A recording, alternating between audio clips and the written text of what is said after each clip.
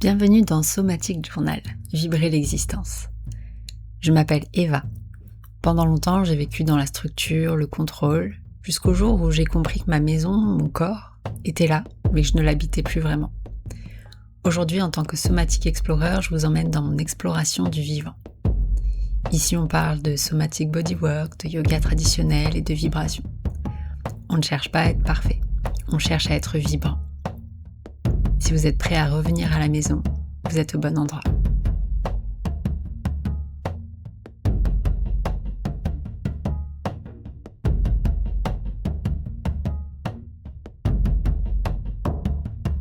Bonjour tout le monde et bienvenue dans ce tout premier épisode du Somatic Journal, de l'immobilité à la vibration ou comment le yoga m'a rendu la vie.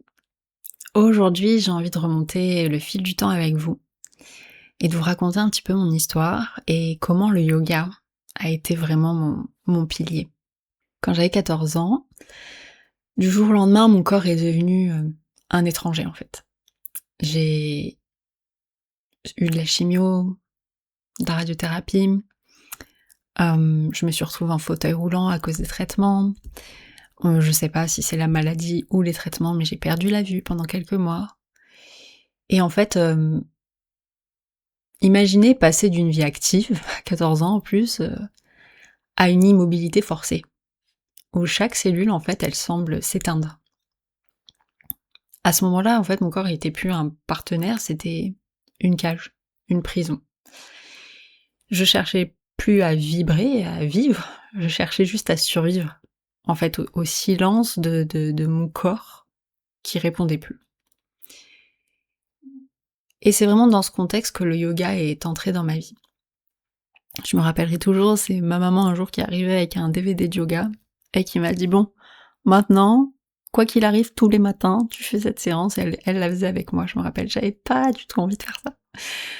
Donc bon, ça a commencé bien sûr avec des respirations et tout, le temps de sortir de mon fauteuil et de reprendre un petit peu de force, mais c'était pas un loisir en fait, c'était une nécessité vitale. Et ça a été ma première rencontre avec l'Ashtanga Yoga. Et pour quelqu'un qui sort d'un fauteuil et qui est sous traitement, la rigueur de l'Ashtanga, en fait, c'était un cadeau. J'avais vraiment besoin de cette structure quasi architecturale, j'ai envie de dire, de cette discipline du souffle et du mouvement pour rebâtir mon corps, que je vais souvent assimiler dans ces podcasts à une maison, pour rebâtir ma maison. Et l'Ashtanga, en fait, ça a été mon tuteur. Il m'a appris à me tenir debout. Il m'a appris à retrouver de la force, de l'ancrage, et surtout à calmer mon esprit qui hurlait, en fait, face à l'impuissance, et qui était totalement figé par la peur de l'issue de ces traitements. Et grâce à cette pratique, en fait, j'ai retrouvé mon corps physique. J'ai retrouvé mes fondations, et j'étais à nouveau solide. Ça a été vraiment une grande révélation et pour ceux qui s'intéressent un peu à l'astrologie, moi je suis Capricorne, ascendant Capricorne, et cette notion de structure un peu militarisée, c'était parfait pour moi. Alors oui, les premiers temps, c'était quelque chose de difficile à mettre en place parce que c'est... En plus, dans le DVD, la nana, elle était super forte. Enfin, super forte, on en reparlera, il n'y a pas de notion de performance dans le yoga, mais avec mon prisme du moment, je me disais, mais jamais de la vie, j'arriverai à faire cette posture. J'étais raide comme un manche à balai. J'avais aucune force, vu que j'ai été alitée et en fauteuil pendant des mois. Donc vraiment, pour moi, c'était lunaire, quoi, de faire ça. Mais en fait, au fil de la pratique, c'était mon sas, quoi. C'était mon sas de vie, quelque part. Et vraiment, ça a été un outil fabuleux qui me suit encore aujourd'hui, hein, attention, donc depuis mes 14 ans, je pratique. Et maintenant, j'enseigne. Et je me rappelle qu'à un moment donné, j'étais un jour sous chimio, quoi, donc j'étais branchée et je me suis dit, je veux partager ça au plus grand nombre, je veux partager ça, tout le monde devrait faire ça. Enfin bref, je m'égare, petite digression. Donc ça, c'était il y a quelques années. la structure a été reconstruite. Mais il y a quelque temps, 2 ans en fait, j'ai senti qu'il manquait une dimension. Donc c'était il y a 20 ans maintenant cette histoire. Donc il y a 2 ans, j'ai senti qu'il manquait quelque chose, qu'il manquait une partie de moi, qu'il manquait la joie du mouvement, qu'il manquait la pulsation, en fait. Je pratique l'ashtanga tous les jours depuis 20 ans. J'ai tellement d'admiration pour cette pratique et je la respecte profondément, tellement de dévotion vers cette pratique, cette philosophie, cet art de vivre. Mais voilà, il y avait une partie de moi qui, vous voyez, c'est vraiment ce côté architectural, militarisé, comme je vous disais, qui va très très bien avec qui je suis profondément. Mais il y a une autre partie de moi qui est extrêmement volatile, solaire, dansante, qui refuse catégoriquement tout cadre. Et il y a 2 ans, en fait, ça m'a sauté aux yeux. Il manquait ça. Il manquait cette pulsation de vie sur mon tapis. Donc l'ashtanga a construit les murs de ma maison. Et puis j'ai découvert le Black Lotus Yoga. Je vous en parlerai un peu plus encore de sa création par Thailand Drum, de cette... Mais bon, j'ai découvert le Black Lotus Yoga et il a apporté de la lumière et la musique dans ma maison. J'ai redécouvert mon corps pas comme une structure à maintenir droite, vous voyez ? J'ai découvert mon corps comme un instrument de musique. Et moi qui pratique la musique, la guitare, le ukulélé, c'est vraiment l'image qui me parle le plus pour vous en parler. En fait, j'ai commencé à ressentir ce que j'appelle aujourd'hui dans ma pratique la vibration. C'est pas seulement faire une posture, c'est sentir l'énergie circuler dans chaque fibre. Comme une corde de guitare qu'on accorde et qui finit par sonner juste. Je suis passée de tenir debout, tenir une posture, à être habitée par la posture, à être habitée par la vie en fait. Et pourquoi je vous raconte ça ? Je vous partage en fait ce parcours parce que il définit ma vision de Somatic Explorer. Je sais ce que c'est que d'être coupé de soi-même. Et je sais ce que c'est que d'être figé, en fait. Et donc pour bien vous définir en quelques mots, parce que ça mériterait un épisode entier, la différence et les intérêts et les bénéfices de chacune des pratiques entre l'Ashtanga et le Black Lotus. En quelques mots, en fait, l'Ashtanga a vraiment cette philosophie et cette intention de créer un contenant le plus solide possible pour vivre. Et elle a aussi cette notion de se libérer du cycle des réincarnations, mais comme je disais, on explorera ça plus tard peut-être. Le contenant, en fait, pour l'Ashtanga, c'est le corps, qui doit être vraiment parfaitement moulé pour que l'énergie, la conscience puisse s'exprimer à l'intérieur. Donc c'est vraiment magnifique comme vision. Et c'est vraiment ce qui m'a sauvée. Je pense que selon la période de vie dans laquelle on est, le mieux c'est de commencer par l'Ashtanga et pas par le Black Lotus. Le Black Lotus, lui, il a une vision un petit peu différente et il est profondément inspiré de l'Ashtanga. Il le respecte profondément. Hein. Le créateur de cette méthode, Thailand Drum, a été élève de Richard Friedman. Et Richard Friedman, c'est vraiment celui qui a amené l'Ashtanga Yoga dans sa forme la plus pure en Europe, en Amérique, etc. Donc il a vraiment baigné dedans, donc il ne dénature rien du tout de cette pratique, et c'est ça que j'admire et que j'affectionne particulièrement. C'est vraiment, pour moi c'est une continuité en fait, c'est ça. C'est comme si l'étape 1, à certains moments de la vie, était l'Ashtanga.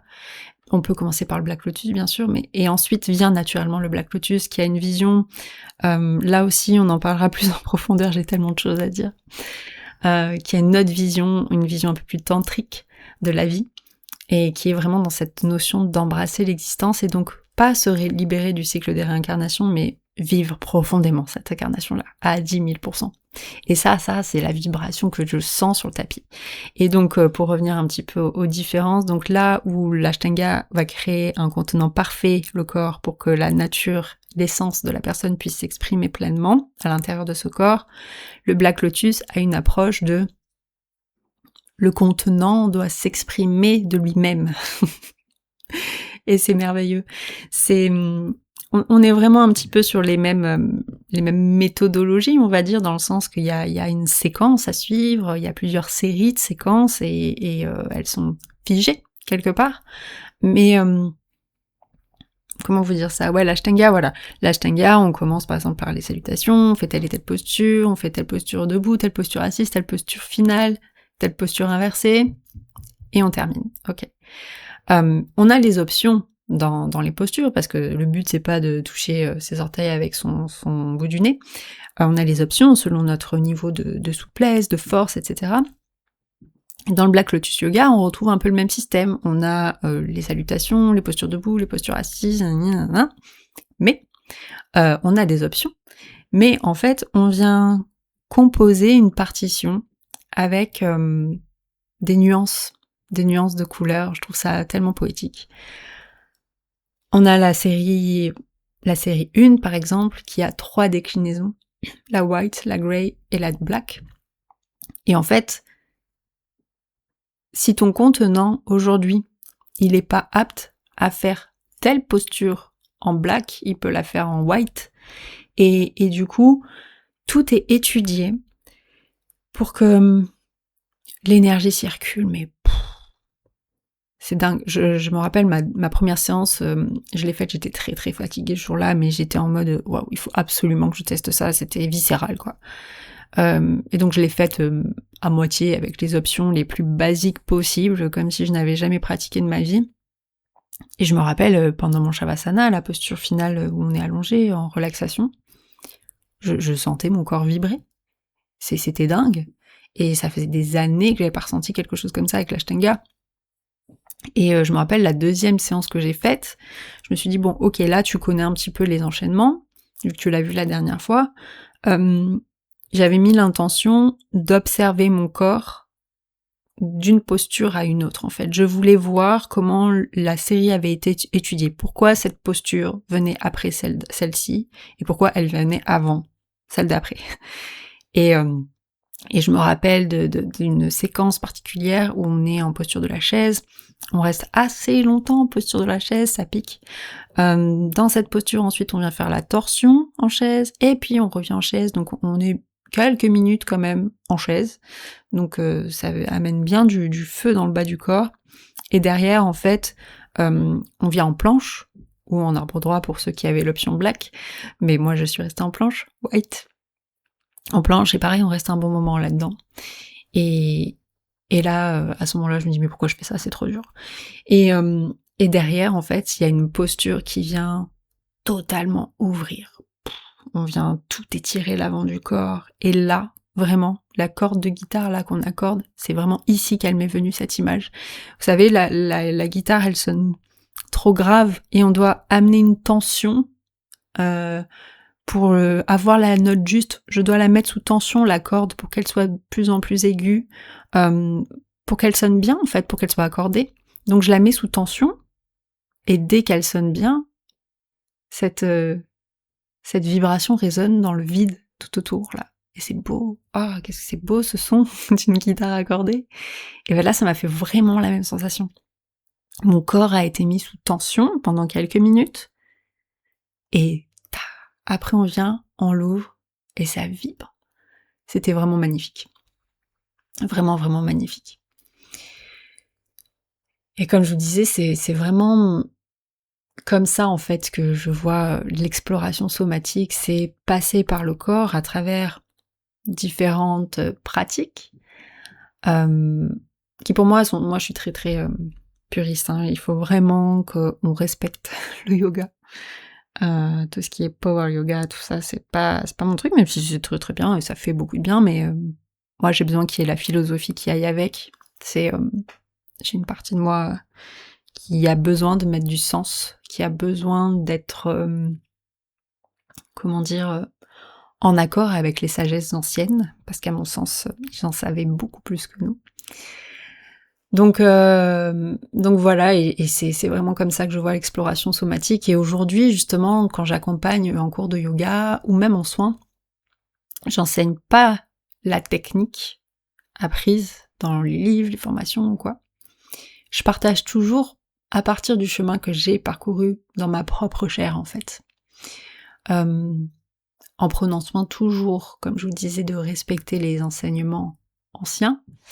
Mais je sais que quand on a l'impression que la lumière s'est éteinte, que la vibration, en fait, elle est toujours là, elle est prête à être réveillée. Et à chaque fois que je guide une pratique, que je guide un soin, j'ai vraiment toujours cette posture de cœur ouvert, en fait, d'empathie, de compréhension du système de l'autre pour pouvoir adapter le soin ou la pratique à cette personne. Et c'est pour ça que je vous disais tout à l'heure, certains vont plutôt avoir besoin de commencer par l'Ashtanga, d'autres ont besoin de commencer par le Black Lotus, peut-être inversement proportionnel.